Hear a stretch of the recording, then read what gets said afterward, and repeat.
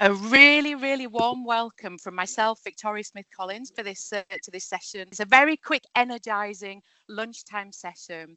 And we've been really, really excited and looking forward to this session. That's from myself and the team in professional development. We're going to be covering a few areas around women in leadership and some of the challenges and blockages for women in their careers today, and hopefully cover what can be done about it.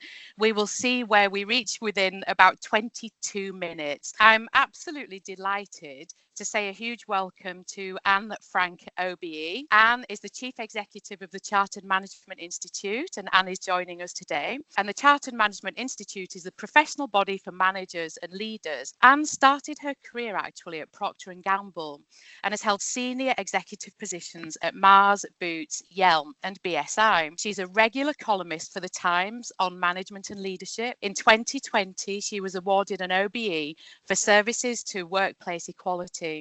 She authored Create a Gender Balanced Workplace and the Financial Times Guide to Management. In 2023, she was awarded the inaugural MEMCOM Outstanding Contribution Award for her work in championing the membership sector. A very, very warm welcome to you, Anne, to this session today. Thank you so much, Victoria, and all at INPD for inviting me. Absolutely wonderful. And if it's okay with you, Anne, I'm just going to ask you a few questions, and then I just thought we could have a little bit of a conversation and just kind of to enable you to share your experience in those areas. So Anne, you've worked across varying and different industries, and you've been a leading voice in gender equity.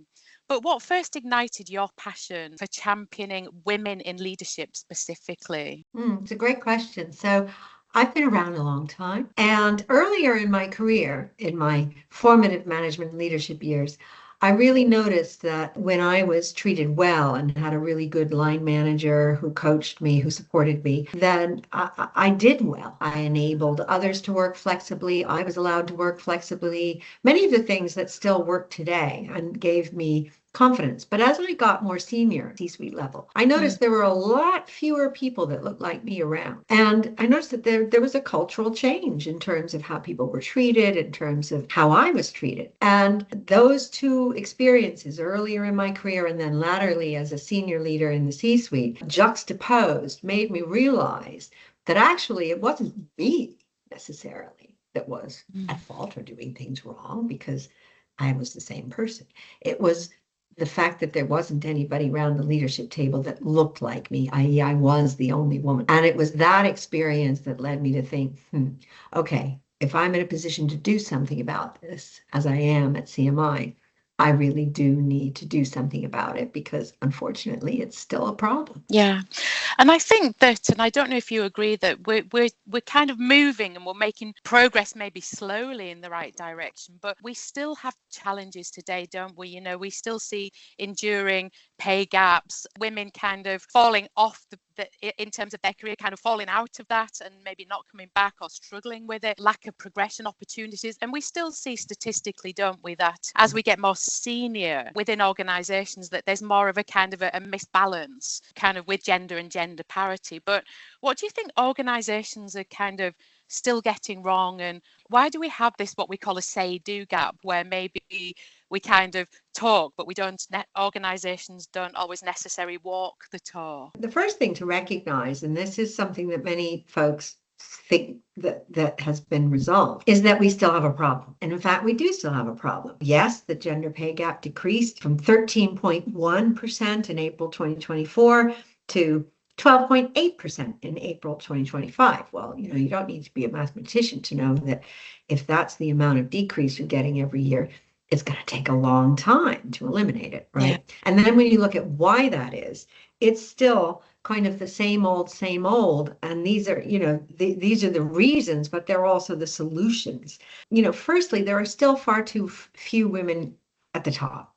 Even take the FTSE 100, that number of CEOs hovers around 7 or 8.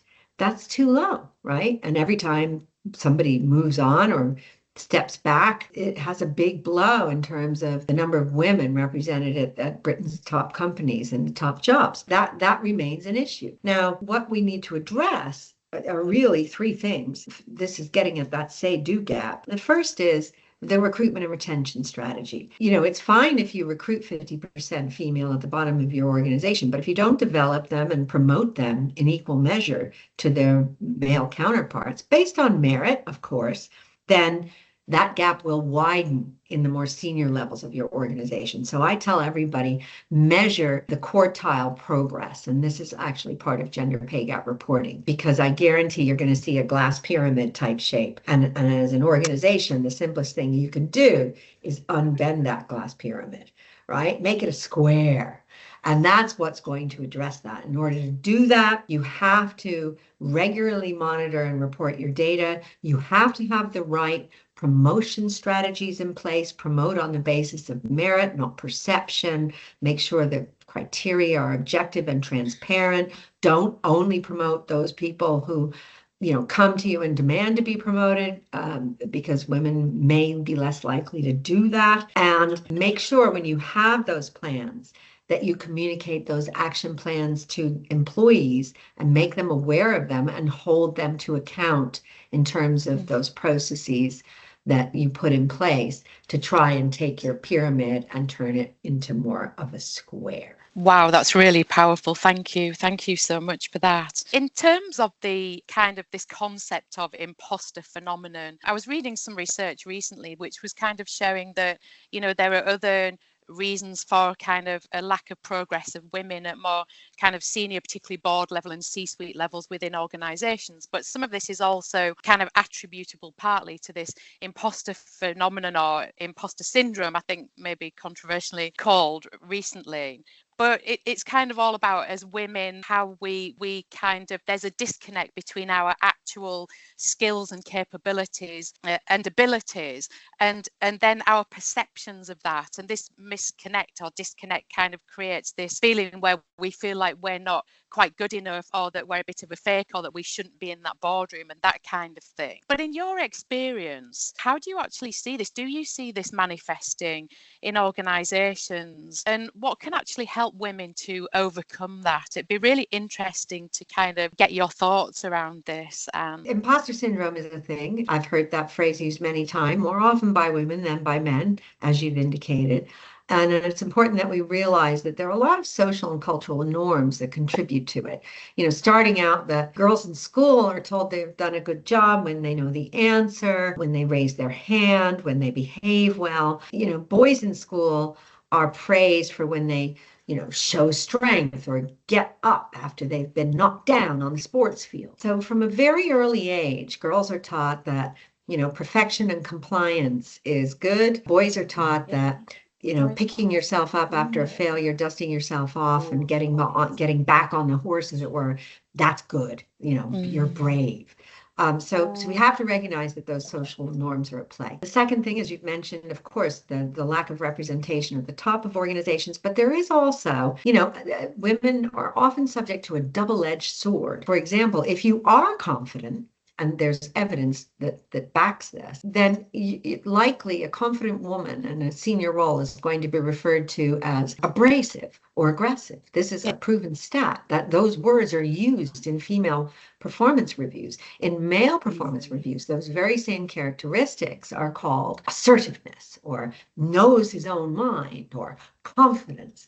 So that kind of bias really does work against women if you are confident. The flip side is that women are often hold themselves, going back to those girls in school, to ridiculously high standards. And that's evidenced by, if you're going for a promotion, if a woman meets 9 out of 10 criteria, she'll stress about the one she doesn't meet. She'll hold herself to an possibly high standard and say, I've got to be perfect to go for this. No, you do not. On average, men, if they meet 6 out of the 10 criteria, they'll say, well, obviously, I'm the best candidate for the job. I'm going to go for it because I'm going to learn the rest on that job. A couple of things you can do. One is keep a competence or achievement log. I really recommend that you do this and update it every month. And in that log, you just write what you've done, achieved X project on time and Y below budget, or built revenue by X%, or developed X people ready for promotion, or whatever it is.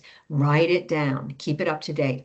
and look at it. And whenever you are in a conversation with your manager about your career prospects, which I suggest you do have, make sure you have that achievement log to hand and you're able to say, well, look, I've done X, Y, and Z over the last 6 months. I'd like to get promoted over the next 6 to 12 months. Let's agree my promotion pathway. What would you like to see me do? So having that kind of conversation. And if you're afraid to have that conversation, a trick that I recommend you use is one of two things. Either, what would your male colleague, imagine you were your male colleague, that really confident guy, what would he do? And do the same thing. Or ask yourself, if I were advising my best friend who had done all these marvelous things, how to handle her conversation about getting promoted, what would I advise her? So it's about stepping outside yourself and being confident in your achievements. Wow, I think that's such a powerful answer, kind of coming from those biases that we're exposed to as young children. And I love your point there about keeping achievement log, and it's certainly something that I've done in terms of my career. I found it very helpful as well. What do you find actually kind of shifts the needle for women when they're stepping into more kind of senior leadership roles, and what kind of support do they need? I think you've alluded to some of this already, actually, but is there anything else that you can advise to women in terms of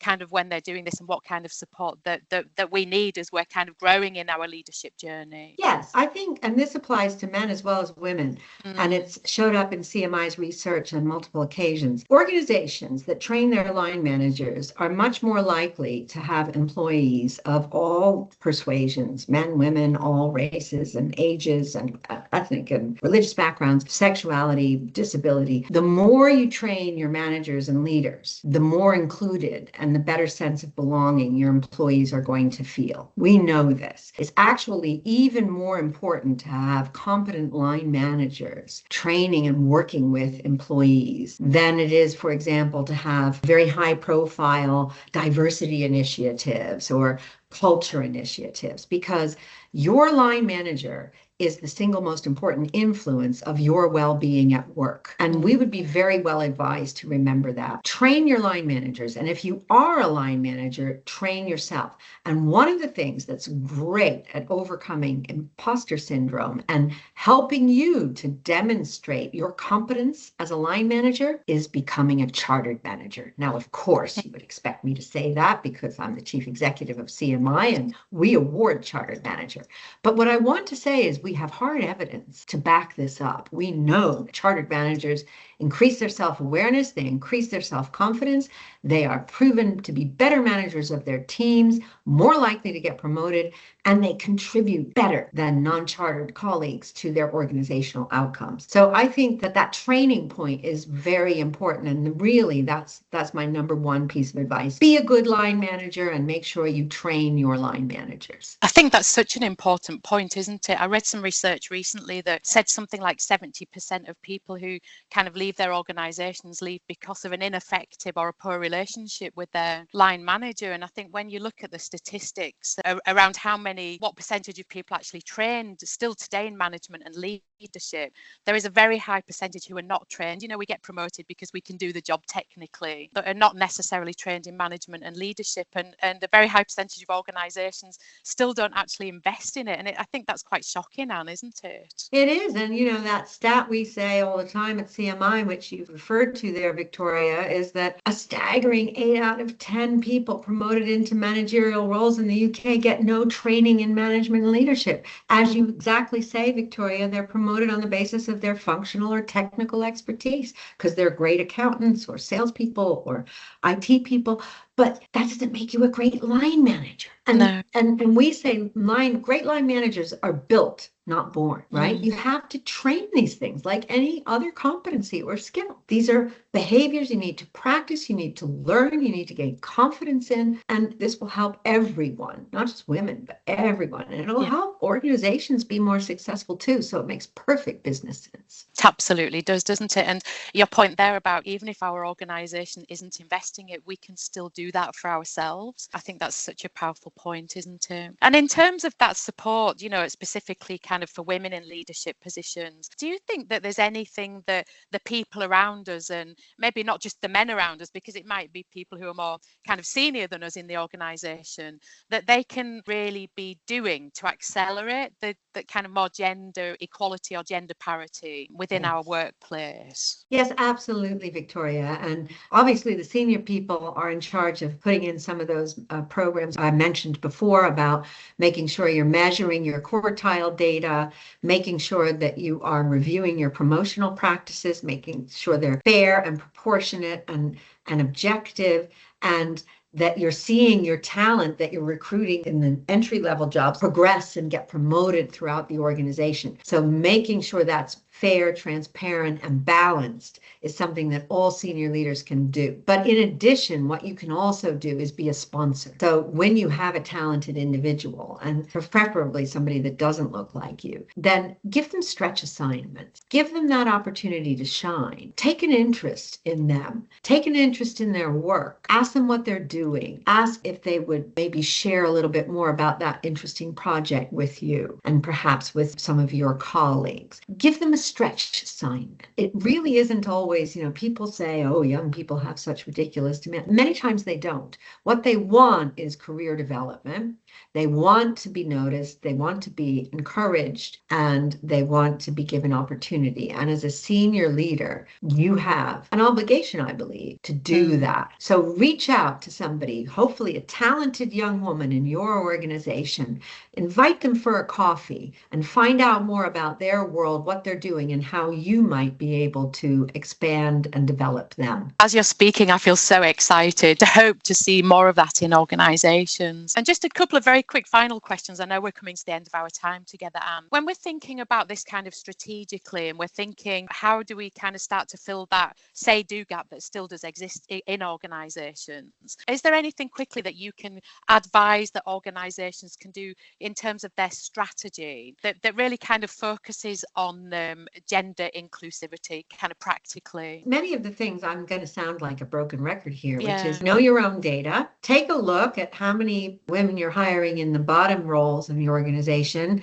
and then look at that by quartile and see how it drops off. And look also in different divisions and functions, because you have to spotlight your problem areas. You might have some areas where women are getting promoted. Typically, they're not the areas that lead to those C-suite positions. So again, if you are a leader, making sure you're putting women and all diverse talent into those P&L roles, those positions of responsibility that lead to top leadership roles in your organization. And don't just say, I've got 3 women around the table, but oh yeah, one is my HR director, one heads marketing, and one heads corporate relations, because they're very important, but they're less likely to be those C-suite leadership CEO, divisional CEO roles. It's the quality of role and pathway you're creating for women, and indeed all people of diverse characteristics, that yes, I think really matters as well. So when you're sponsoring those women, make sure you give them opportunities to demonstrate their ability in the things in your organization, those roles in your organization that lead to leadership. Wow, that's wonderful. Thank you. And finally, if you could leave every woman on her leadership journey with one message of encouragement, just from your experience, Anne, what would that be? There's 2 short phrases that I use. One is back yourself.